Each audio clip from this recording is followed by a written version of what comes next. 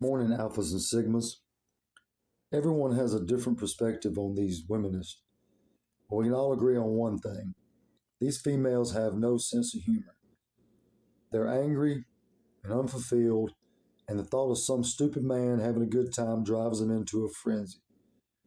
Well, this article today is a perfect example. Let's check it out. Perth woman confronts men rating women out of 10 at Scarborough Beach. 3 men were holding up numbers rating female joggers out of 10 as they ran past on the public beach. Have been called out by a woman who filmed the encounter. Look at these dudes. You got to believe alcohol was involved. It's spring break. They're at the beach having a good old time. Might as well go out on the deck and mess with some women on the public beach. I mean, it's not a jogging track or something. Elizabeth was running on the beach in Scarborough on Saturday when she saw the men sitting on deck chairs and holding up little whiteboards as women ran past. She said they were also yelling and whistling. It took me a second to realize they were actually rating me and other women who ran by out of 10. I stewed on it for the rest of the run because I didn't really take it all in at the time. And then on the way back, they did it again, gave me another rating out of 10. I'm going to go out on a limb here, guys, and say she didn't like her assigned number. Must not have been high enough for her ego. I wasn't going to stand for it. Elizabeth said she was initially shocked. When you see something like that, it makes you feel small and scared. You sort of want to laugh it off to make everyone feel comfortable, but then I got angrier and angrier as I ran along. Then on the way back, I decided I wasn't going to stand for it, so I decided to say something. Because I thought about friends and my sister and other women who might not ever want to go for a run again after feeling so scared and embarrassed by these guys. And I just didn't want it to happen to other people. So she's jogging along, getting angry at the thought of some poor woman who may stop jogging just because they were scared and embarrassed by 3 drunk guys holding signs. It's ridiculous. She took out her phone and started filming and called out to them. Do you know how uncomfortable that makes people? One of the men hid his face behind the whiteboard. Do your workplaces and families mind sexist? She said, to which one of the men shouted, yeah, the boys, as he pumped his arms in the air, adding, I'm a feminist. It sounds like they're just having fun. Assholes maybe, but you're on a beach during spring break. Relax. Throw them the finger and jog on. Stop trying to make everyone as miserable as you are. Men like these, who can yell at women and treat them like trash, probably aren't going to get the message from women. They probably need to hear it from their peers. It's so important for other men to raise the conversation with friends and call out the bad behavior when they see it.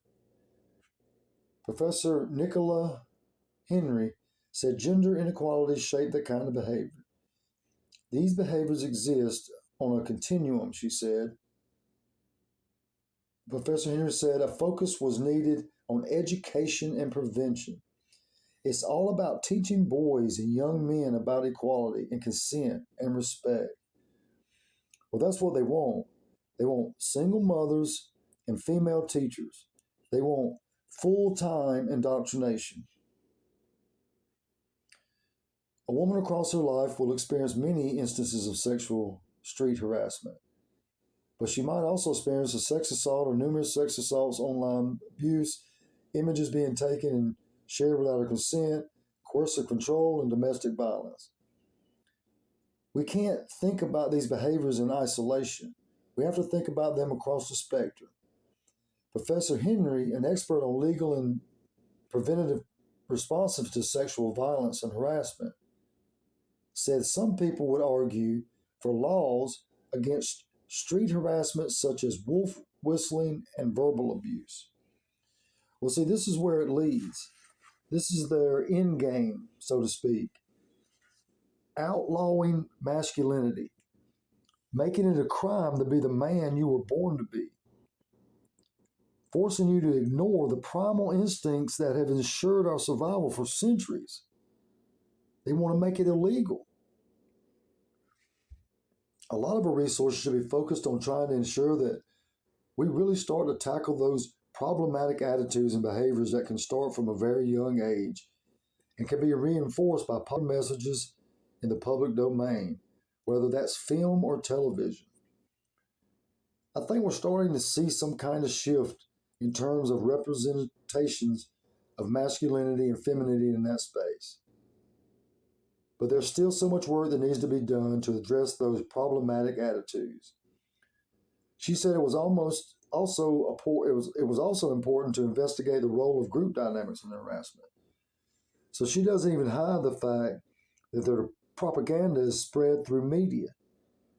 They are seeing positive results, so they want more control of what we see. A lot of time, this is about the kind of validation within the group, and it might be about impressing peers.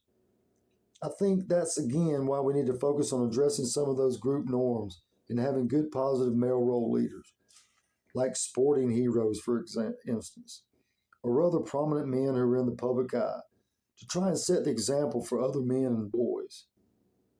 So you like sports? Well, let's ruin that for you. We'll pay your favorite player to go on TV and tell you that you're a bad person. How's that been working for y'all so far? Now, a man's sense of humor is a powerful tool. He uses it to deal with the stresses of being a man. It's also a sign of confidence and contentment. A happy man can laugh at himself. A strong man can take it when someone laughs at him. Now, if these women are going to be equal, then they need to grow a pair, or it's going to be boring as hell for a while. That's just my opinion. Hope you enjoyed it. Talk to you soon. Peace.